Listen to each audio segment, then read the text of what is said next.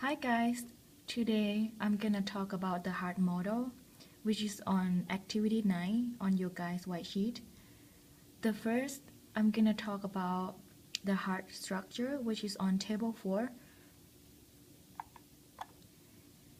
First thing that we going to understand is the blood gonna flow into your right side of the heart.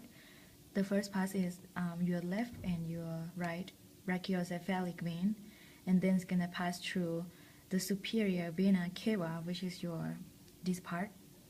Then the blood gonna flow into your right atrium, the right atrium.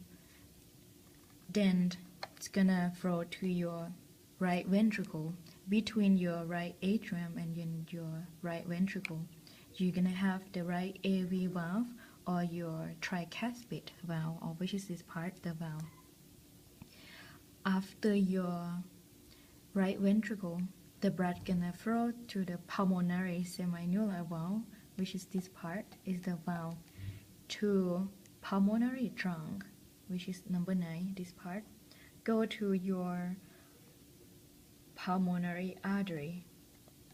From the pulmonary artery, the blood that contained here gonna go to your lung and then have exchange the gas, and then will come back to the left side of your heart, which is come back to your pulmonary vein, your left pulmonary vein, which is this number 8, this part. From pulmonary vein, the blood gonna flow into your left atrium, which is this part, your left atrium, go to your left ventricle. Between your left atrium and then your left ventricle, it's gonna pass through the left AV valve, which is the valve here, the left AV valve, or you can call it another name, bicuspid valve. From that, from left ventricle, the blood gonna flow into your aortic semiannular valve, which is this part, number 45, go to your aorta, which is the biggest part of your artery. From aorta, go to number 12, here is aortic arch.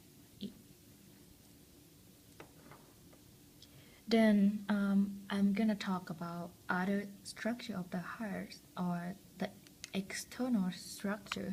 The first one is interatrial septum. So interatrial septum is between your right and your left atrium, which is this part. So right atrial and the left atrial, you have your interatrial septum, and fossa ovalis is the part on your right atrium, which is the fetus has the fossa ovalis, which is this part, number 55.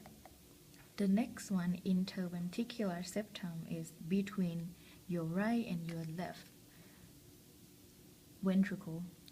This part is interventricular septum.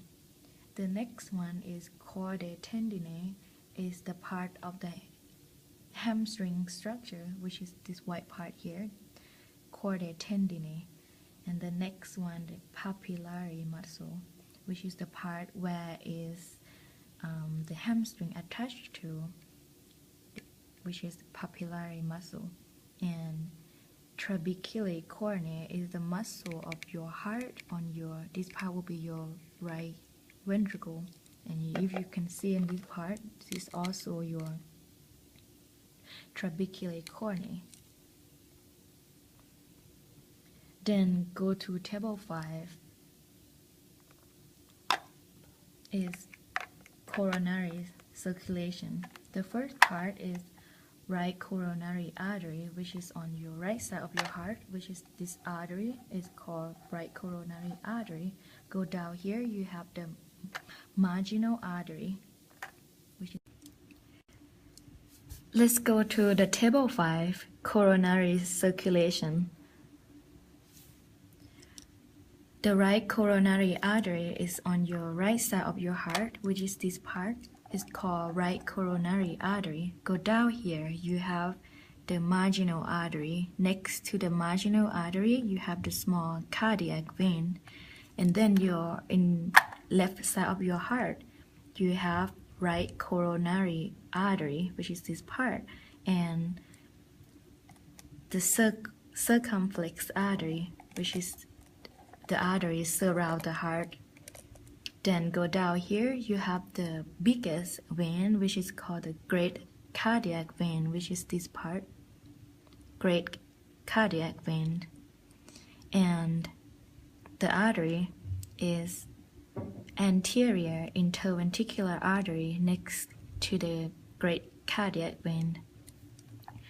And then we go to the posterior side of the heart. You have your posterior interventricular artery, which is this part of the heart. This is anterior interventricular artery. Next to it is called the middle cardiac vein. Then the coronary